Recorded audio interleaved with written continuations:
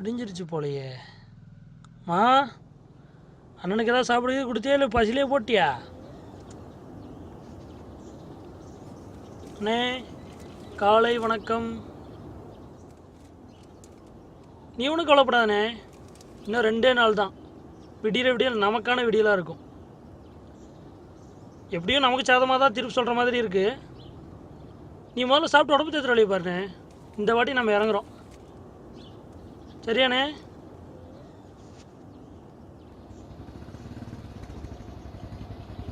மா, அண்ணன் இங்கே இருக்கானா வெளியே இருக்கானா? வெளியே இருந்தா பாரு. சரிம்மா.